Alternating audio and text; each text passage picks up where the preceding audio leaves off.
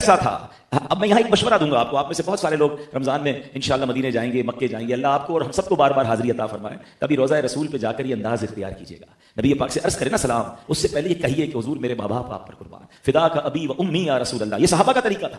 اور پھر صحابہ کرام کا ایک اور انداز دیکھیں کہ نبی پاک کے ذات اقدس میں جب بھی کوئی ایکسٹرا آرڈنری چیز دیکھتے تھے وہ اسے اگنور نہیں کرتے تھے, وہ کوسچن کرتے تھے تاکہ معلومات میں اضافہ ہو, کوئی نئی بات سیکھنے کو مل جائے, کوئی نئی نالج ملے, چہرے پر خوشی ہے.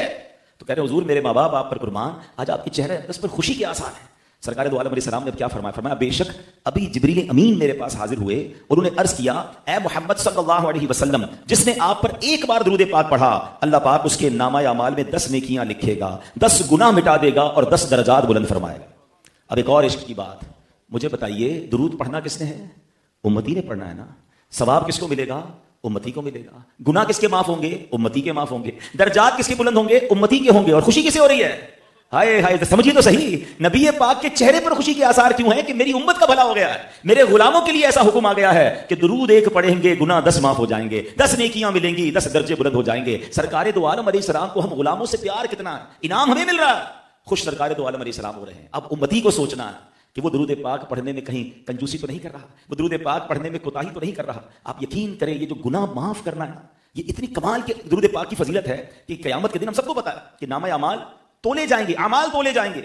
اور قرآن کا واضح اعلان ہے فَمَن يَعْمَلْ مِثْقَالَ ذَرَّةٍ خَيْرًا يَرَهُ, جو جس نے چھوٹا سا ذرہ بھی نیکی کی ہوگی وہ دیکھے گا. وَمَن يَعْمَلْ مِثْقَالَ ذَرَّةٍ شَرًّا يَرَهُ, گناہ کرنے والا, غلط کام کرنے والا بھی دیکھے گا.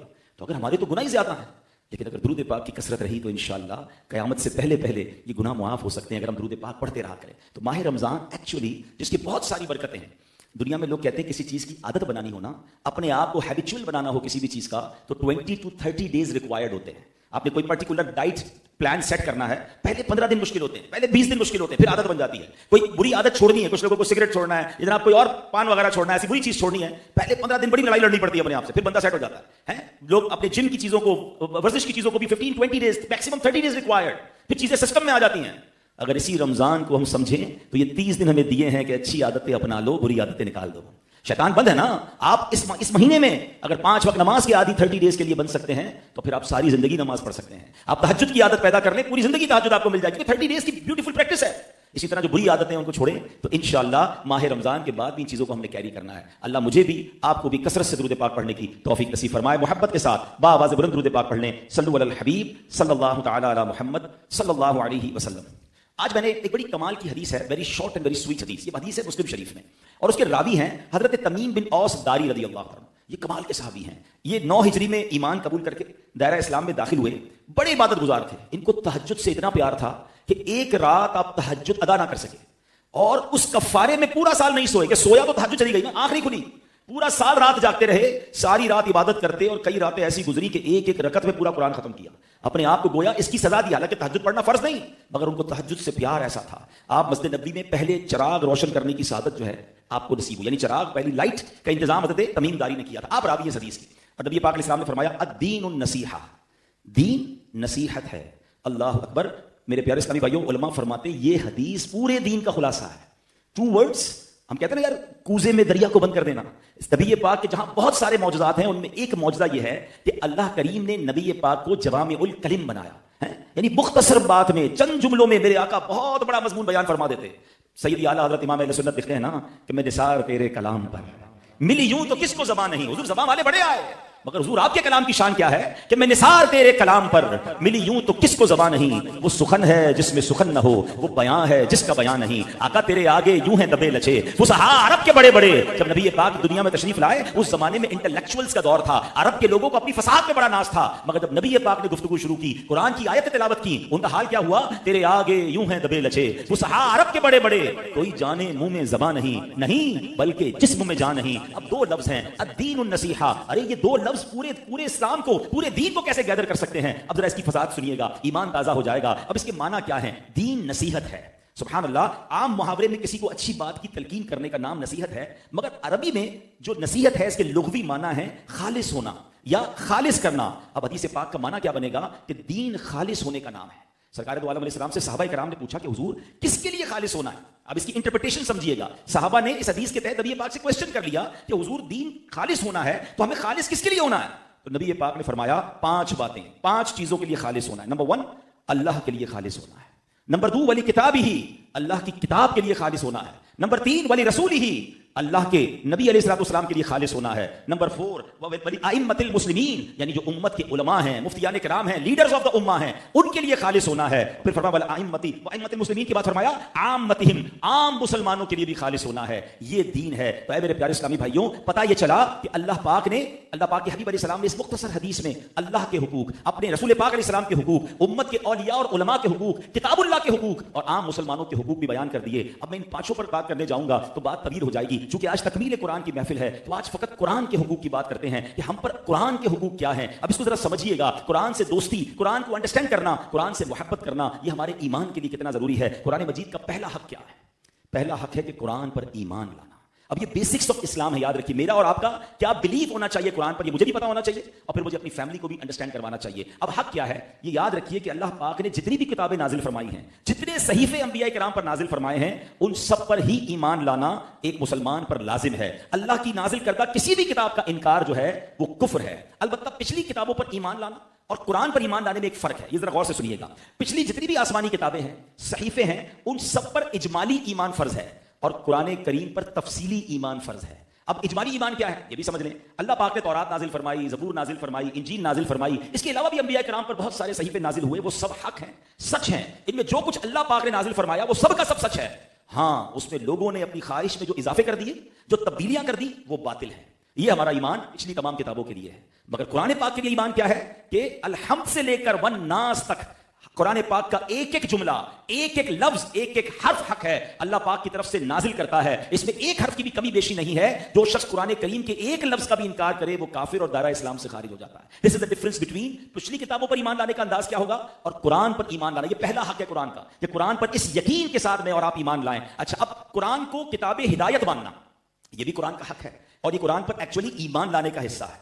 ایسے تو ہے جس سے بھی بات کرو بھائی قرآن کتاب ہدایت ہے، کہتا بالکل قرآن کتاب ہدایت، ہر مسلمان کہتا ہے. مگر غور یہ کرنا ہے کہ قرآن پاک کو کتاب ہدایت تو تسلیم کرتے ہیں مگر اس سے ہدایت لیتے ہیں، اس سے گائیڈنس لیتے ہیں. ہر مسئلے پر قرآن پاک سے کوئی رہنمائی لیتے ہیں. یہ کہاں کا انصاف ہے کہ زبان سے قرآن کو کہیں کہ وہ کتاب ہدایت ہے مگر اسے غلاف میں لپیٹ کر الماری کی زینت بنا دیں. تجارت کے اصول قرآن سے نہیں قرآن کے دشمنوں سے سیکھیں. عدالت کے اصول قرآن سے نہیں قرآن کے دشمنوں سے سیکھیں. اپنے بچے کو بڑے بڑے فلسفے تو سکھائیں مگر قرآن کی تعلیم نہ دلائیں. زندگی کے مسائل کا حل قرآن سے نہ ڈھونڈیں بلکہ دوسری لوگوں کی کتابوں سے ڈھونڈیں. اب ذرا غور کیجئے کتنی عجیب بات ہے. کسی شخص کی تجوری میں ہیرے جواہرات اور مال بھرا ہوا ہو اور وہ در در پر جا کر بھیک مانگ رہا ہو تو اسے کیا کہا جائے گا؟ بھائی اپنا خزانہ نکالو نا، تمہارے پاس تو بہت کچھ ہے. ہمارے پاس کلام اللہ ہے مگر اصول دوسروں کے اچھے لگتے ہیں، باتیں دوسروں کی اچھی لگتی ہیں. ایک تو بڑا پرابلم یہ ہے کہ قرآن کو انڈرسٹینڈ نہیں کر رہے. حالانکہ اگر قرآن کے خزانے تلاش کریں تو کیسے کیسے خزانے ہیں. حضرت عبداللہ ابن مسعود فرماتے ہیں ان القرآن شافع و مشفع، قرآن کریم شفاعت کرنے والا ہے اور اس کی شفاعت قبول بھی کی جائے گی. فمن جعلہ امامہ قادہ الی الجنہ، قرآن کریم کو جو اپنا امام اور پیشوا بنا لے قرآن کریم اسے جنت میں لے جائے گا.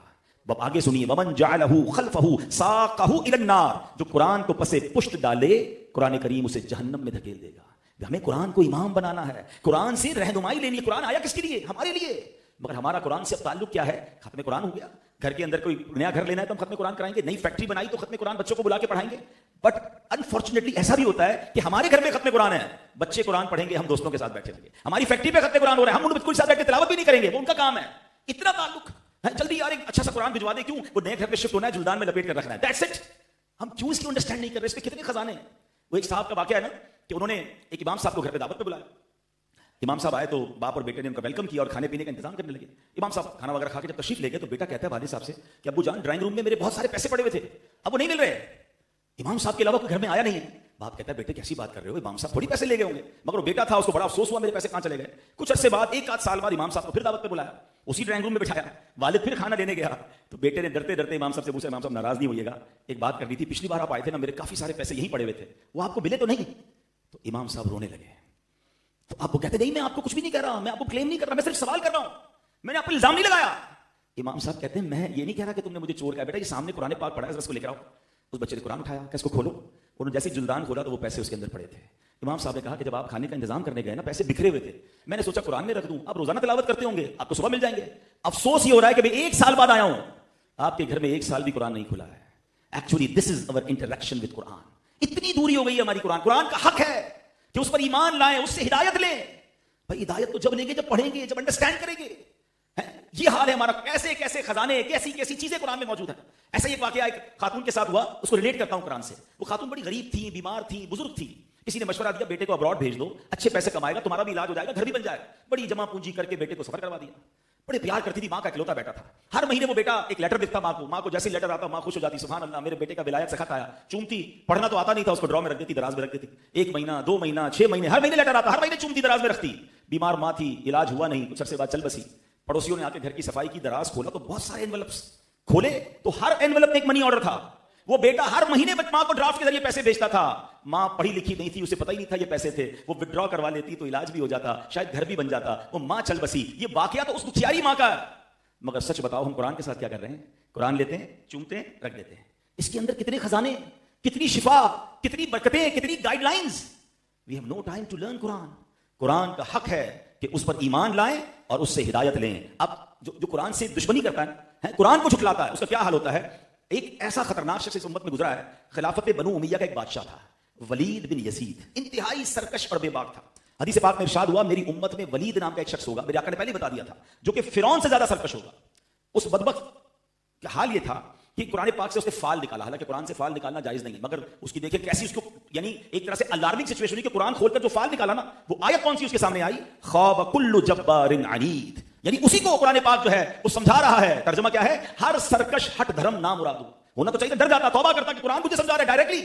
جو قرآن پڑھتے ہیں نا ان کو تجربہ ہوگا کہ کبھی کبھی آپ کوئی مسئلے میں الجھے ہوتے ہیں، کبھی کسی سوال کا جواب تلاش کرنا ہوتا ہے، اور اگر آپ قرآن ترجمے سے پڑھ رہے ہوں، تفسیر سے پڑھ رہے ہوں، آپ کے سامنے وہ مسئلہ آ جاتا ہے، آپ کے سامنے وہ آیت آ جاتی ہے، گویا آپ کو گائیڈ کیا جا رہا ہے قرآن سے. قرآن سے دوستی کریں واللہ قرآن آپ کو جواب دیتا ہے. اس بدبخت کو قرآن نے ٹونٹ کیا، سمجھایا، لیکن اس نے قرآن سے دشمنی کیا کی کہ تم مجھے سمجھا رہے ہو، تم کہہ رہے ہو کہ سرکش اور ہٹ دھرم نام مراد ہوا. ہاں میں ہوں سرکش. معاذ اللہ، اس نے قرآن کو آگ لگا دی. اور کہتا کیا ہے کہ قیامت کے دن جب اللہ کے سامنے جانا، قرآن کو کہتا ہے تو کہہ دینا اللہ سے کہ ولید نے میرے ساتھ ایسا سلوک کیا. تاریخ کے واقعات میں یہ واقعہ موجود ہے. اس گستاخی کے کچھ ہی دن بعد اس کے سر کو کاٹ کر اسی کے محل میں لٹکا دیا گیا، اسی کے رشتہ داروں نے اسے مار دیا. تو یاد رکھیے میرے پیارے اسلامی بھائیو، قرآن کی دوستی عروج دلاتی ہے. اور آج دیکھیں ہم یہ گستاخی تو کوئی نہیں کرتا، مگر ایک انڈیلیبریٹلی گستاخی کہہ لیں. انڈیلیبریٹلی نافرمانی کیا ہوتی ہے کہ کسی کے سامنے قرآن کا حکم پیش کرو نا تو کہتا ہے یار یہ تو بڑا مشکل ہے، یہ تو مولوی نے دین مشکل بنا دیا ہے، یار یہ اسلامی حکم مجھے سمجھ نہیں آیا. یعنی اب یہ دور آ گیا ہے کہ مسلمان کو جب قرآن کی بات کریں گے اور اس کی سمجھ میں نہیں آ رہا تو اس کی اگینسٹ بات کرے گا. میرا اور آپ کا کام ماننا ہے، میری عقل میں آئے یا نہ آئے، میرے مزاج کے مطابق ہو یا نہ ہو. یہ پرابلم ہوتا جا رہا ہے کہ آج کل لوگ مسلمان ہونے پر شرمندہ ہیں. ایسی محفل میں بیٹھتے ہیں، کہتے ہیں یار سارے ایسے لوگ تھے کھڑے ہو کے نماز پڑھنے میں شرم آ رہی تھی، ایسے لوگ بیٹھے تھے کہ سنت کے مطابق کھانے میں شرم آتی ہے. ایسی محفل میں جاتا ہوں جہاں غلط کام مجبوراً کرنا پڑتا ہے. ارے بھائی کیا کریں، گیدرنگ ایسی ہوتی ہے. ولا حول ولا قوت الا باللہ. یعنی آج مسلمان ہونے پر شرمندہ کیسے ہو سکتا ہے؟ میری غیرت ایمانی کا تقاضا ہے کہ میں کسی بھی دنیا میں خطے میں جاؤں، میں اپنے اسلام پر، اپنے ایمان پر، اپنے قرآن پر شرمندہ نہ ہوں. اگر کسی کو برا لگتا ہے تو لگے. ارے آج دنیا میں ہم دیکھ رہے ہیں بڑے بڑے جناب عہدوں پر، بڑے بڑے بینک کے سربراہان، بلکہ بڑی بڑی انسٹیٹیوٹ کے لوگ جو دوسرے مذہب کے ہیں، نہ ان کو اپنے حلیے پر کوئی شرم آتی ہے، نہ اپنی ایکٹیویٹیز میں وہ شرماتے ہیں. دنیا کے کسی فورم پہ جاتے ہیں اپنی شناخت کے ساتھ جاتے ہیں، مگر مسلمان ہے جو جہاں جاتا ہے اپنے رنگ کو بدل دیتا ہے، اپنے انداز کو بدل دیتا ہے. نہیں میرے پیارے اسلامی بھائیو، قرآن سے رہنمائی لیں، قرآن سے دوستی کر لیں اور قرآن کے احکام پر عمل کریں. اب دوسرا حق قرآن کا کیا ہے؟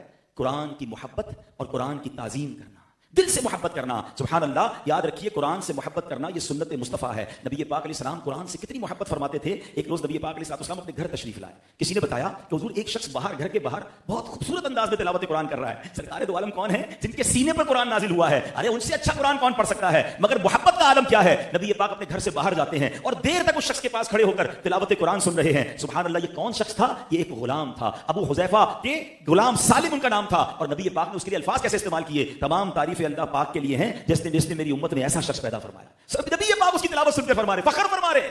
اللہ اکبر. کیسی قرآن سے محبت ہے. ایک مرتبہ نبی پاک کی بارگاہ میں حضرت ابوبکر صدیق، حضرت عمر فاروق دونوں ساتھ ہیں، اور نبی پاک حضرت عبداللہ ابن مسعود کے پاس تشریف لے گئے. اور حضرت عبداللہ ابن مسعود اس وقت قرآن پاک کی تلاوت کر رہے تھے. نبی پاک کافی دیر تک کھڑے رہے، حضرت عبداللہ ابن مسعود کی تلاوت سنتے رہے. اور سبحان اللہ وہ تاریخی الفاظ ارشاد فرمائے کہ جو شخص قرآن کریم کو ایسے پڑھنا چاہے جیسے قرآن نازل ہوا ہے تو وہ ابن ام عبد کی طرح قرات کرے. ابن ام عبد یہ کنیت تھی حضرت عبداللہ ابن مسعود کی. سبحان اللہ. ایک دن نبی پاک حضرت عبداللہ سے فرمایا عبداللہ مجھے قرآن سنا.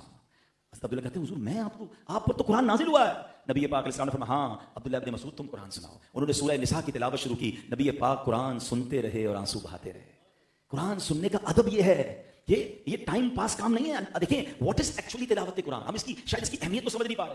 مثال دیتا ہوں، آپ کو جس سے سب سے زیادہ پیار ہو اس سے باتیں کرنے میں کتنا مزہ آتا ہے. جی چاہتا ہے اس کی باتیں سنتا رہوں یا اس سے باتیں کرتا رہوں. ٹو وے. محبت کرنے والے سے جی نہیں بھرتا. جی چاہتا ہے میں اس سے باتیں کروں اور وہ مجھ سے باتیں کرے. پھر اللہ پاک سے آپ کی محبت کا عالم کیا ہونا چاہیے؟ اف یو وانٹ کہ اللہ آپ سے کلام کرے, سبحان اللہ, مولا علی فرماتے ہیں جب میں چاہتا ہوں رب مجھ سے کلام کرے میں قرآن پڑھنے لگ جاتا ہوں. کلام اللہ ہے نا. اب جب آپ اس کو سمجھ تلاوت کر رہے ہیں تو فیل کریں, انڈرسٹینڈ کریں کہ اللہ آپ سے بات کر رہا ہے. پھر جی نہیں چاہے گا قرآن بند کرنے کو. اور جب آپ کا دل چاہے آپ اللہ سے بات کریں تو ہم نماز پڑھنا شروع کر دیں. نماز ایکچولی اللہ سے بات کرنا ہے. تو ہم نماز بھی کم پڑھتے ہیں, ہم قرآن بھی کم پڑھتے ہیں. اس کا مطلب اللہ سے کنورسیشن رک گئی ہے ہماری, ساری دنیا سے رابطہ ہے. بلکہ لوگ فخریہ بتاتے ہیں میرے پاس فلاں کا فون نمبر ہے, ہاں میں تو اس سے بات کر لیتا ہوں, ایسا رابطہ ہے, ابھی کال کروں گا اٹھائے گا, نہیں اٹھائے گا تو کال بیک آ جائے گی, بڑی میری ڈائریکٹ لائن ہے. بتاؤ نا, جس کی اللہ سے ڈائریکٹ لائن ہو اور روز بات کرتا ہو اللہ سے اور روز اللہ اس سے بات کرتا ہو, اس کو کیا ضرورت ہے کسی کے نمبر کی؟ ہمارا پرابلم یہی تو ہے, ہم سب سے بات کرتے ہیں, ہم رب سے بات نہیں کرتے. ہم سب کو اپنے مسئلے بتاتے ہیں, ہم اللہ کو اپنے مسئلے نہیں بتاتے ہیں, حالانکہ حل اسی نے کرنے ہیں. وہی مسبب الاسباب ہے, وہی دافع البلیات ہے, وہی حل المشکلات ہے. سب کو کہتے ہیں میرا یہ مسئلہ, میرا وہ مسئلہ ہے, کسی کو نہ بتاؤ. آپ اللہ کے آگے سر کو جھکاؤ نا, اور اللہ سے بات کرنے میں سبحان اللہ. دنیا میں ہمارا مسئلہ بتائیں کہ ہم کسی کو اپنا مسئلہ بتائیں نا, شاید ایک بار وہ حل کر بھی دے, دوبارہ جائیں اس کے پاس, کہا تھوڑی دیر پہلے تو آئے تھے دوبارہ آ گئے, تیسری چوتھی بار بات کرے تو ہمارا نمبر بلاک ہو جاتا ہے. اس بندے کا تو کام ہی مانگنا ہے, یہ ہے دنیا. پھر بھی دنیا والوں کے پاس جاتے ہیں, اور رب فرماتا ہے ادعونی استجب لکم, مانگو میں تمہیں عطا کروں گا. جو جتنا مانگتا ہے رب اسے اتنا خوش ہوتا ہے, اتنا عطا فرماتا ہے. وہاں دروازے کھلے ہیں, ادھر جانے کا ٹائم نہیں, اور ادھر دنیا کے دروازے ہم کھٹکھٹاتے ہیں. پلیز, قرآن کا حق ہے کہ اس سے محبت کی جائے. سلطان محمود غزنوی کتنا قرآن کا ادب کرتے تھے, سبحان اللہ. کسی نے ان کو خواب میں دیکھ کر پوچھا کہ آپ کے ساتھ مرنے کے بعد کیا معاملہ ہوا, حالانکہ بڑے بڑے مارکے جیتے ہوئے تھے, but what was the reason for بخشش. آپ کہتے ہیں میں جس کمرے میں ایک بار میں کہیں مہمان بنا تو ٹھہرایا گیا تو وہاں قرآن پاک طاق میں موجود تھا, اور وہ طاق قدموں کی طرف تھا. یہ بھی آج ہمیں دیکھنا ہے, ہمارے قبلہ رو بیٹھ لگے ہوئے ہیں, ہمارے واش روم قبلہ رو ہیں, نوبڈی ٹاک اباؤٹ اٹ, بلکہ سوچتا بھی کوئی نہیں ہے. ہم کبھی کسی ہوٹل پہ بھی جاتے ہیں, قبلہ رو ہمارے پیر ہیں, کوئی فکر نہیں ہے. قرآن پاک بعض اوقات ہوٹلز میں کسی کے گھر میں پڑے اور ہمارا قدم اس طرف ہے. اسلام ادب سکھاتا ہے. کہتے ہیں میں نے سوچا کہ قرآن کو باہر نکال دیتا ہوں, میرا آرام کیسے ہوگا, پیر اس طرف ہے. پھر دل میں خیال آیا کہ میں اپنے آرام کے لیے قرآن کو کمرے سے باہر نکال دوں. کہتے نہیں, ساری رات بیٹھا رہا, میں نے پیر لمبے نہیں کیے, میں ادب کرتا رہا, میں نے قرآن کی تعظیم کی, اللہ پاک نے اسی قرآن پاک کے ادب کی برکت سے میری بخشش فرما دی. ہاں, میں آپ کو ایک اور عجیب بات, بلکہ خوبصورت بات بتاؤں. نبی پاک سے عشق کا دعویٰ ہم سارے کرتے ہیں نا. قاضی ایاز مالکی نے شفا شریف میں لکھا ہے کہ محبت رسول کا, عشق رسول کا علامت یہ ہے کہ محبت قرآن دل میں ہونی چاہیے. یعنی جو شخص قرآن سے محبت کرتا ہے وہی رسول پاک علیہ الصلوۃ والسلام سے محبت کرتا ہے. حضرت عبداللہ بن مسعود فرماتے ہیں جو یہ جاننا چاہے کہ اس کے دل میں اللہ اور اس کے رسول کی محبت ہے یا نہیں. سارے کہتے ہیں نا غلامی رسول میں موت بھی قبول ہے, دعویٰ الگ ہے. If you want to check yourself کہ کتنی محبت ہے, حضرت عبداللہ بن مسعود فرماتے ہیں تو وہ دیکھے کہ اس کی قرآن سے محبت ہے کہ نہیں ہے. اگر اس کے دل میں قرآن سے محبت ہے تو سمجھ لے وہ اللہ اور اس کے رسول سے محبت کرتا ہے. قرآن کا تیسرا حق ہے قرآن پر عمل کرنا. قرآن کہتا ہے وَهَذَا كِتَابٌ أَنزَلْنَاهُ مُبَارَكٌ فَاتَّبِعُوهُ, اور یہ برکت والی کتاب ہے, ہم نے اتاری تو اس کی پیروی کرو. قرآن کو فالو کرنا یہ قرآن کا حق ہے. اب دیکھیں نا, کوئی شخص قرآن پڑھ بھی رہا ہے اور عمل نہیں کر رہا, اس کی مثال کیا ہے کہ تلاوت کیا کر رہا ہے, لعنت اللہ علی الکاذبین, لعنت اللہ علی الکاذبین, کہ جھوٹوں پر اللہ کی لعنت ہے. خود ہی قرآن پڑھ رہا ہے, اپنے آپ کو لعنت دے رہا ہے کیونکہ جھوٹ بولتا ہے, عمل نہیں کر رہا. تلاوت ہے, عمل نہیں ہے. قرآن کا حق یہ ہے کہ عمل کیا جائے. کیوں؟ اللہ اکبر. حدیث پاک میں آیا کتنے قرآن پڑھنے والے ایسے ہیں کہ قرآن ان پر لعنت کرتا ہے. کیوں قرآن پڑھ رہے ہیں اور ظلم کر رہے ہیں. کہ قرآن کیا کہے گا جب تلاوت کریں گے؟ قرآن فرمائے گا اللہ لا یہدی القوم الظالمین, اللہ ظالموں کو ہدایت نہیں کرتا. اور تلاوت کرنے والا خود ہی ظلم کیا جا رہا ہے, یعنی تلاوت کر رہا ہے اور اپنے آپ کی وعید بیان کر رہا ہے, اپنے آپ ہی کا عذاب بیان کر رہا ہے. تو قرآن کا حق یہ ہے کہ اس پر عمل کیا جائے, اور دین اینڈ دیر عمل کرنا. یہ صحابہ کا کیسا طریقہ تھا, اور اس زمانے میں, پچھلے زمانے میں غلاموں کو, کنیزوں کو, یعنی ہمارے حوالے سے بات کروں تو کام کاج کرنے والوں کو قرآن کیسا یاد تھا. حضرت امام زین العابدین بڑی عظیم ہستی ہیں, امام حسین رضی اللہ تعالیٰ کے صاحبزادے ہیں, شہزادے ہیں. آپ کی کنیز آپ کو وضو کروا رہی تھی. اس زمانے میں کنیز اور غلام اس طرح کا معاملہ تھا. تو وضو کرواتے کرواتے برتن جو تھا وہ ہاتھ سے گر گیا اور امام زین العابدین کے چہرے پر گر گیا. اب ٹرائی ٹو امیجن, ہمارا ملازم ہمیں کوئی کھانا سرو کر رہا ہے, ٹرے لے کر آ رہا ہے, اس کے ہاتھ سے گر گیا, ہمارے کپڑے خراب ہو گئے. ہمارا ریئیکشن کیا ہوتا ہے؟ بھائی انسان ہے, ہو گئی غلطی, مگر نہیں, ہمارے تو جو منہ میں آیا ہم نے وقت دینا ہے. بیچارہ غریب ہے, کچھ کہے گا تو نہیں, بعض اوقات اٹھ کے چاٹا مار دیتے ہیں. یہ دو ہوٹلوں میں ویٹر کو بیچاروں کو مار رہے ہوتے ہیں, ان کو گالیاں دے رہے ہوتے ہیں. یار اس کے اوپر اتنا لوڈ ہے, گھر میں بیوی بیمار ہوگی, ماں پریشان ہوگی, پہلی تاریخ کے وہ انتظار میں ہے, اس کے ذہن میں کتنی فرسٹریشن چل رہی ہے, اور ایک غلطی پر آپ نے جناب اسے سزا دے دی. اب امام زین العابدین ہے, آپ کے چہرے پہ چوٹ لگ گئی, مگر وہ کیسی کنیز تھی, رائٹ اوے اس نے قرآن کی آیت کا جز پڑھا, والکاظمین الغیظ, اور غصہ پینے والے. ترجمہ کیا ہے؟ غصہ پینے والے. فوراً امام زین العابدین نے قرآن سنا, ریئیکٹ کیا, عمل کیا, غصہ پی لیا. اب اس لوڈی نے دیکھا کہ غصہ ٹھنڈا ہو گیا, آیت کا اگلا حصہ پڑھا, والعافین عن الناس, اور لوگوں سے درگزر کرنے والے. امام زین العابدین کہتے ہیں میں نے تجھے معاف کیا. اللہ اکبر. اب آیت کا اگلا حصہ اس نے پڑھا, واللہ یحب المحسنین, اللہ نیک لوگ اللہ کے محبوب ہیں. وہ فرماتے جا میں نے تجھے اللہ کی رضا کے لیے آزاد کر دیا. رائٹ اوے سنتے گئے, عمل کرتے گئے, غصہ پیا, معاف کیا. اب احسان کیا کیا کہ غلامی سے بھی آزاد کر دیا. میں اور آپ قرآن پڑھتے ہیں, قرآن سنتے ہیں, قرآن سمجھاتا ہے, مگر سنتے تو ہیں, عمل نہیں کرتے. عمل کرنے والے پتہ کہاں پہنچ جاتے ہیں؟ حضرت فضیل بن عیاض, یہ بہت بڑے ڈاکو تھے, اتنے بڑے ڈاکو تھے کہ مائیں اپنے بچوں کو کہتی تھی سو جاؤ فضیل آ جائے گا. اتنے بڑے ڈاکو, مگر ایک جگہ آپ موجود تھے تو آپ نے ایک شخص کی تلاوت سنی, ایک آیت. اب یہ آیت یقین کریں ایسی ہے, اس آیت کے بس تو بہت سارے واقعات ہیں, مجھے بیان کنکلوڈ بھی کرنا ہے کہ اس آیت کے تحت کتنے لوگوں کی زندگی بدلی ہے, مگر یہ آیت میں آپ کے سامنے بھی تلاوت کر رہا ہوں. اب دیکھیں میرے اور آپ کے دل پر کیا ری ایکشن آتا ہے, اور وہ آیت کیا ہے, الم یأن للذین آمنوا ان تخشع قلوبهم لذکر اللہ. اچھا ان کو قرآن بھی آتا تھا, بے شک وہ ڈاکے مارتے تھے مگر عربی سمجھتے تھے, قرآن سمجھتے تھے. فوراً سمجھ لیا آیت کا ترجمہ کیا تھا, کیا ایمان والوں کو ابھی وہ وقت نہ آیا کہ ان کے دل جھک جائیں اللہ کی یاد کے لیے, یعنی ابھی ٹائم نہیں آیا توبہ کرنے کے لیے. کب اللہ کی طرف آؤ گے, کب تک اللہ کو ناراض کرو گے, قرآن بلا رہا ہے. آیت سنی اور زارو کتار رونے لگے, بولو یا اللہ وقت آ گیا, اے مولا بس وقت آ گیا, میں حاضر.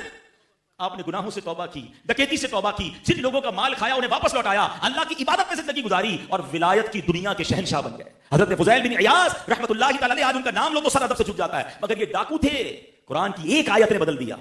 ہمیں قرآن نے کتنا بدلا, ہم میں سے کئی ہیں جو قرآن پڑھتے ہوں گے, کئی ہیں ہر سال تراویح سنتے ہیں. پلیز قرآن کا حق ہے کہ اسے انڈرسٹینڈ کریں اور اس پر عمل کریں. تو اے میرے پیارے اسلامی بھائیوں, اب قرآن پر, اب یہ ساری باتیں تو سب نے سن لی کہ Quran is most important for our life. قرآن ہمارے لیے شفا ہے. بہت سارے لوگ شکایت کرتے ہیں کہ چین نہیں ہے, سکون نہیں ہے, بہت کچھ ہے, مگر جس کو کہنا اطمینان نہیں ہے, تو قرآن سے پوچھیں نا, وہی والی بات ہے, گائیڈنس قرآن سے لے لے, کہاں سے ملے گا چین, اطمینان قلب کہاں سے ملے گا.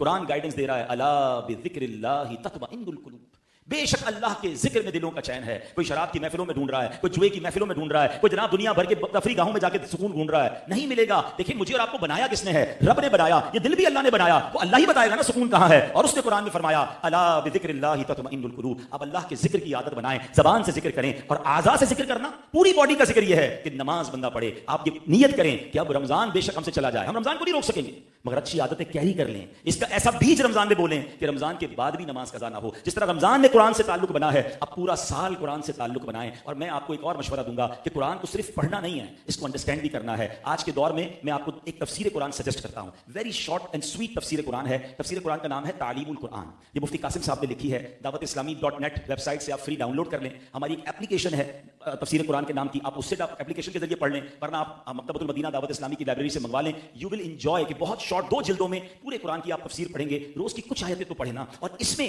سب سے پہلے کون سی آیتیں پڑھنی یہ بھی بتا دیتا ہوں. ویسے تو پورا قرآن پڑھنا ہے, لیکن رمضان میں سٹارٹ کیا کریں کہ آپ کو یہ معلوم ہے اللہ کریم نے مجھ سے اور آپ سے ڈائریکٹ بات کی ہے. قرآن میں 89 ٹائمز یا ایھا الذین آمنو, او یو بلیورز, اے ایمان والو کہہ کر, کیا ہم نے وہ پڑھ لیا؟ ہم میں سے کوئی 30 سال, کوئی 40 سال, کوئی 50 سال کا بھائی بیٹھا ہے, 50 سال ہو گئے دنیا میں آئے ہوئے, ابھی تک اللہ کا پیغام ریسیو ہی نہیں کیا. عمل کرنا تو بات کی بات ہے.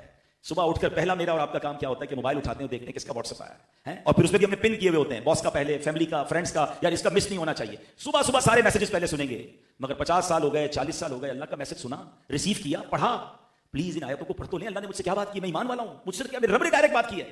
ہم نے اس کے لیے بھی آپ کے لیے آسانی کر دی ہے. میں اشفاق بھائی کو انشاءاللہ سجیشن کروں گا کہ یہ ہمیشہ اتنا اچھا پروگرام کرتے ہیں. ایک بک ہے 89 آیتیں, ذیشان بھائی کو بھی کہوں گا, بھی آپ کے یہاں بھی ختم قرآن ہونے والا ہے, جن کے یہاں پروگرامز ہوں, یہ 89 آیتوں پر مشتمل ہم نے ایک کتاب بنا دی ہے. اس کتاب کا نام ہی اے ایمان والو ہے. 89 آیتیں ہیں, اس کا ترجمہ ہے اور آسان اردو میں اس کی تفسیر ہے. تو یہ بک ہم سب کو آپس میں ڈسٹریبیوٹ کرنی چاہیے. رمضان میں اس کو اسٹارٹ کر دیں, اگلے 2-3 مہینے بعد آپ کسی کو یہ تو کہہ سکیں گے ہاں یار میں نے اللہ نے جو مجھ سے بات کی اتنا تو پڑھ لیا ہے, پھر انشاءاللہ قرآن سے آپ کی دوستی مضبوط ہو جائے گی. تو لیٹس اسٹارٹ ود دوز آیات, یو ول گیٹ بینیفٹ, کیونکہ اللہ نے آپ سے بات کی ہے, اس کو تو ریسیو کریں نا. قیامت کے دن یہ جواب چلے گا کہ اللہ بہت بیزی تھا, بزنس پہ ٹریول کرتا تھا, میں بہت بیزی لائف تھی, اللہ قرآن تھا مگر اس کو تیرا میسج ریسیو کرنے کا ٹائم نہیں تھا.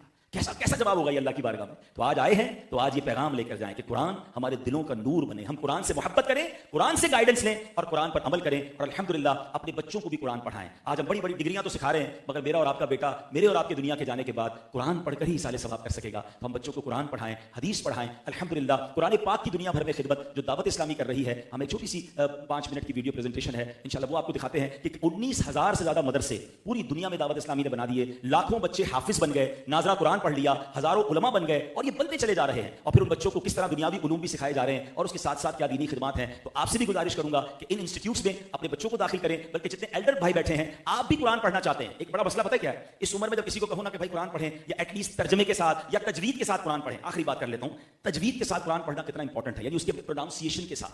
قرآن ایکچولی عربک لینگویج میں ہے نا, اور Arabic is the most sensitive language on earth. یاد رکھیے گا, ایک زبر زیر پیش سے معاملہ ادھر کا ادھر ہو جاتا ہے, ایک پروناؤنسیشن کی غلطی سے معاملہ ٹوٹلی ڈفرنٹ. آپ قرآن بھی پڑھیں گے فائدہ بھی نہیں ہوگا, کیونکہ آپ پراپر نہیں پڑھ رہے, صحیح نہیں پڑھ رہے. اب مثال دے دیتا ہوں, ہم سب پڑھتے ہیں قرآن پاک میں الحمدللہ رب العالمین, تمام تعریفیں اللہ کے لیے جو عالمین کا مالک. ٹھیک ہے, الحمد میں تعریف ہے, الحمد ہا اور ہا کے فرق سے فرمایا اس کے معنی ہو جائیں گے تمام برائیاں اللہ کے لیے.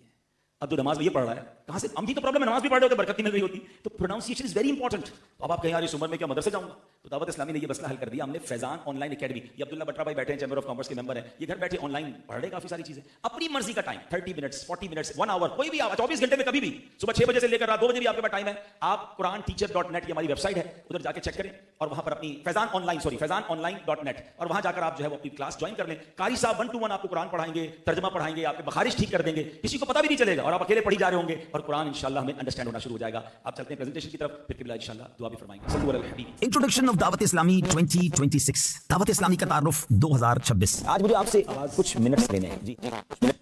صلو علی الحبیب صلی اللہ تعالی علی محمد صلی اللہ علیہ وسلم. آواز دیکھ لیں.